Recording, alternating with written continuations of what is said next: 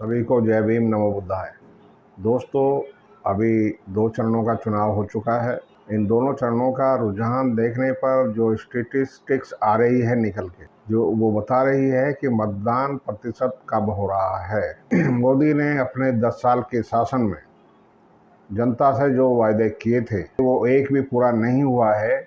और जनता ने, इसका मतलब है कि राजनीतिक दलों से जनता का भरोसा उठ चुका है और वे अब नहीं विश्वास कर रहे हैं कि क्या होगा क्या नहीं होगा, क्योंकि मोदी को उन्होंने बहुत ताकत लगा के जो है शासन में पूर्ण बहुमत दिया था, पूर्ण बहुमत की सरकारें बनाई थी।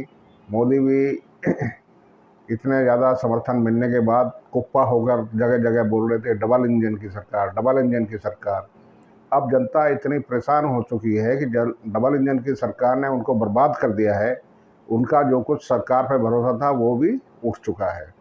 ये सबसे बड़ा मुद्दा है कि जब सरकार से भरोसा उठ गया है जनता का, इसीलिए वो वोट देने नहीं जा रहे हैं।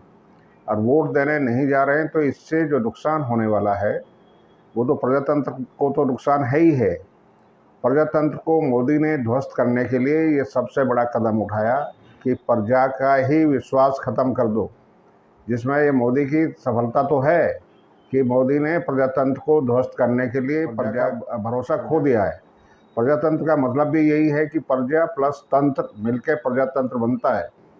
प्रजा का भरोसा खो जाना, तंत्र के ऊपर से जो तंत्र है, जो सरकारी तंत्र है, जो मोदी का तंत्र बन गया आजकल। हालांकि सरकारी तंत्र जो है अपने नियमों से काम करना चाहिए, लेकिन वो नियमों से ना काम करके मोदी का तंत्र बन के काम कर रहा है। चाहे पुलिस हो, चाहे ईडी हो, चाहे सीबीआई हो, चाहे पुलिस हो, वो सब जो है मोदी के इशारे पे काम कर रही है। यहाँ तक कि चुनाव आयोग भी मोदी के इशारे पे काम करता है और मोदी के ही अनुसार जो है जो न्यायपालिका है वो भी कुछ ना कुछ तालमेल करके, घालमेल करके ऐसा ही काम करती है जिससे जनता का भरोसा टूटता है। अभी हाल का सुप्रीम कोर्ट का फैसला जो ईवीएम के ऊपर दिया है वो जनता का भरोसा तोड़ने वाला है। जनता इस बात से जो है नाराज़ है कि जो ईवीएम है उसमें कुछ धांधलेबाजी होती है, उसको दुरुस्त करना चाहिए था। चुनाव प्रक्रिया को साफ सुथरा, ईमानदार बनाना, लोगों में भरोसा जगाना बहुत ज़रूरी है, जिसे मोदी ने शुरू किया उनका भरोसा तोड़ना। और अब सुप्रीम कोर्ट ने उस पर मोहर लगा के लोगों का भरोसा पक्की तरह तोड़ दिया है कि जो है चुनाव ऐसे ही होगा, ईवीएम से ही होगा। धांधलीबाजी उतनी ही होगी जितनी वो कर सकते हैं, वो जाने। लेकिन ये सुप्रीम कोर्ट की मोहर लगने से लोगों का भरोसा और टूटा है। और ऐसा उम्मीद भी था पहले से कि सुप्रीम कोर्ट जो है ईवीएम को जो है ठीक कराने नहीं जा रहा, लोगों का भरोसा नहीं जगाने जा रहा, लेकिन फैसला भी उसी के अनुरूप आया है। इससे लोग नाराज़ हैं कि जब ऐसा ही होना है तो फिर चुनाव क्यों हो रहा है। तो चुनाव क्यों हो रहा है, सवाल जनता के मन में है, तो जनता वोट देने क्यों जाए, ये भी सवाल एक बड़ा है। तंत्र जो है इस वक्त जो है पूरा मानसिक तौर पर गुलाम बना दिया गया है। चाहे ईडी के माध्यम से बनाया हो, चाहे इनकम टैक्स के माध्यम से बनाया हो, चाहे सीबीआई के माध्यम से बनाया हो, चाहे पुलिस के माध्यम से बनाया हो, या लोगों को ज़बरदस्ती जेल में डाल के बनाया हो। लोग भयभीत हैं, जेल में जाने से डर रहे हैं और लोग जो है संघर्ष के लिए भी निकल कर सामने नहीं आ रहे हैं, क्योंकि उनको जो है अपने परिवार को, अपने बच्चों को अपनी आंखों के सामने बर्बाद होते नहीं देखना चाहते हैं लोग। तो वो बच रहे हैं और बचने से समस्या का हल तो नहीं होता है, मगर जो है मोदी का जो ये चल रहा है शासन, ये एक बहुत ही तानाशाही किस्म का शासन है जिसे लोग अब फेस करना नहीं चाह रहे। मोदी को कोई वोट देना नहीं चाह रहा। वोट कम कम परसेंटेज में वोट होना, मोदी को कोई वोट नहीं जा रहा देना चाह रहा है, एक ये कारण है। दूसरा कारण ये है कि जनता का भरोसा उठ चुका है। तीसरा कारण है कि मोदी ने सारे संवैधानिक संस्थानों को बर्बाद कर दिया है। मोदी ने चुनाव आयोग को बर्बाद कर दिया है। चुनाव आयोग को बिल्कुल जो है मानसिक गुलाम करके बैठा दिया है। और मोदी ने इस देश की पुलिस, इस देश के जो है जो कानून व्यवस्था है उसको भी ध्वस्त कर दिया है। ये सबको पता है, सबको इसका संज्ञान है, लेकिन जो है जनता जो है बोल नहीं रही। वो अपना गुस्सा जो है वो वोट न देने पर निकाल रही है। कम वोट देना इसका एक कारण है, ज़बरदस्त कारण है, कोई समझे ना समझे, लेकिन ये बड़ा कारण है। और मोदी, अगर ये प्रजातंत्र ध्वस्त होता है, मोदी तो चाह ही रहे हैं, चूँकि मोदी संघी और फासिस्ट मानसिकता के व्यक्ति हैं। वो चाहते हैं कि यहाँ पर उथल-पुथल हो, यहाँ पे जो है लॉ एंड ऑर्डर ना रहे, यहाँ पे एक अराजकता फैले, वो यही चाहते हैं। तो अब देश जो है शायद उसी तरफ बढ़ रहा है। इससे जो है, इससे सारे देश की जनता को सावधान रहना चाहिए कि हम मोदी के जाल में न फंसे। हमें इस देश को बचाना चाहिए और हमें इस देश को स्वस्थ बनाने के लिए वोट करना चाहिए। वोट करके ही तो हम हराएं, जब ही अच्छा होगा। न वोट करके जो है मोदी ऐसे ही आप उसको वॉकओवर दे दें, ये अच्छा नहीं है। तो आप ज़्यादा से ज़्यादा वोट दें। मैं उन समुदायों से विशेष रिक्वेस्ट करता हूँ, क्योंकि उनका उनका जीवन ज़्यादा ही खतरनाक मोड़ पे है, जिनमें जो है, जिसे हम बहुजन समाज कहते हैं। बहुजन समाज का मतलब है एससी, एसटी, ओबीसी और माइनॉरिटीज़ में विशेषकर मुस्लिम और ईसाई, इन लोगों को सोचना चाहिए। ये बहुजन समाज का अंग हैं, बहुजन समाज के धड़े हैं। इनको सशक्त होके, जागरूक होके अपना पूरा वोट देना चाहिए और वो देश की भलाई के लिए देना चाहिए। वो भविष्य के सपने देख के देना चाहिए। यहाँ आपके बच्चों का भविष्य बर्बाद हो रहा है। मोदी की सारी नीतियों से आपके बच्चों की शिक्षा, आपके बच्चों का स्वास्थ्य, आपके बच्चों के रोजगार, आपके बच्चों के काम धंधे सभी ध्वस्त हो रहे हैं, सभी कमज़ोर हो रहे हैं। तो इस शासन को वोट से हराने का काम इस बहुजन समाज को करना चाहिए। और बहुजन समाज का मैं अर्थ बता चुका हूँ।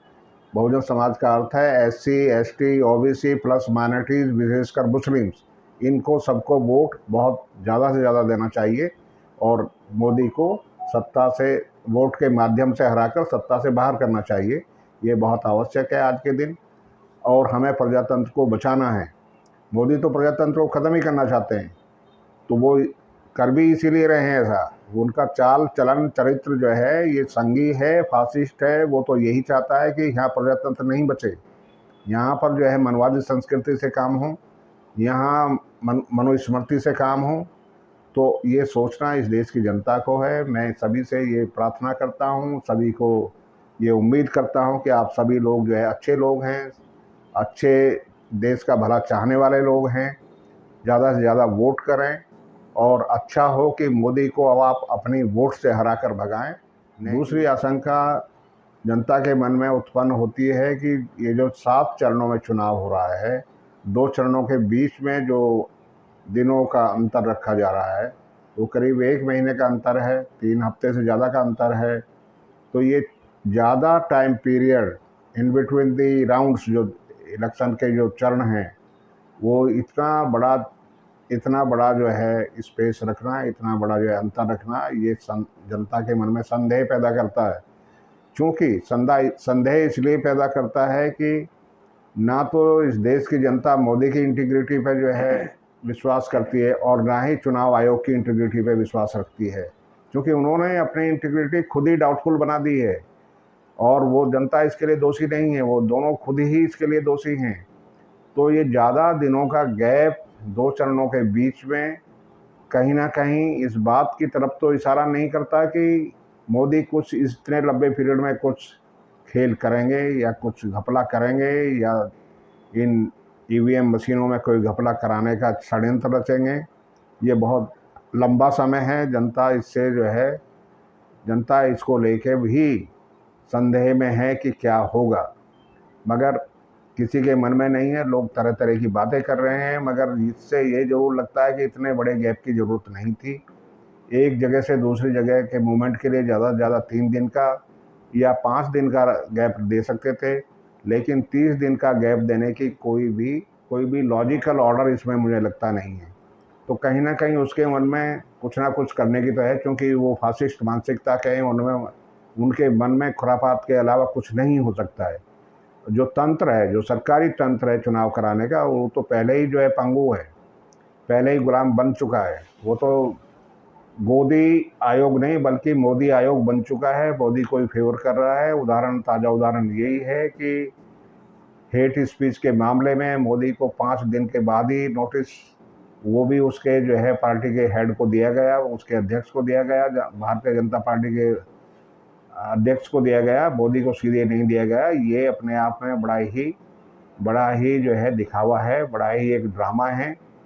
चुनाव आयोग को मोदी को स्वयं ही एक नोटिस भेजना चाहिए था, क्योंकि चुनाव आयोग एक स्वतंत्र संस्था है, वो मोदी के अंडर काम नहीं करती है।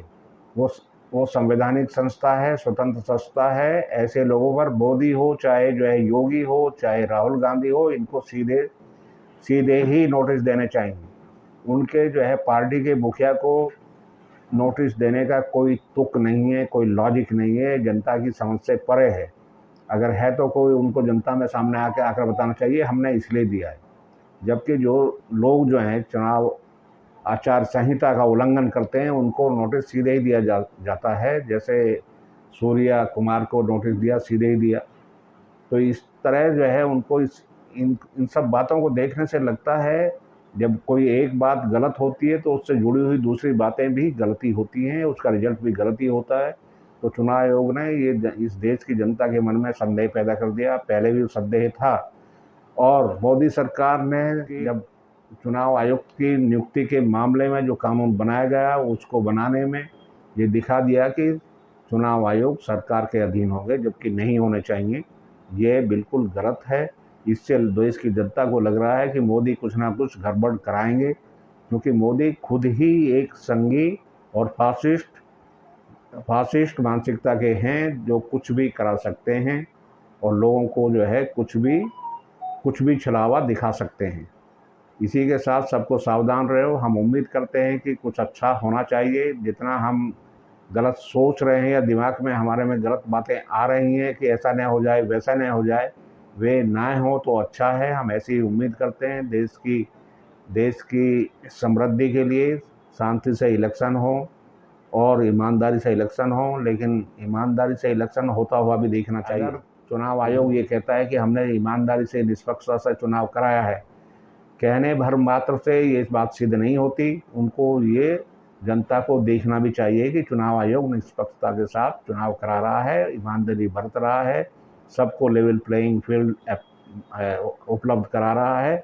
अगर वो ऐसा नहीं हो रहा है तभी तो लोगों के दिमाग में तरह तरह की बातें उत्पन्न हो रही हैं, संदेह लोगों के दिमाग में आ रहे हैं। इसके लिए चुनाव आयोग दोषी है।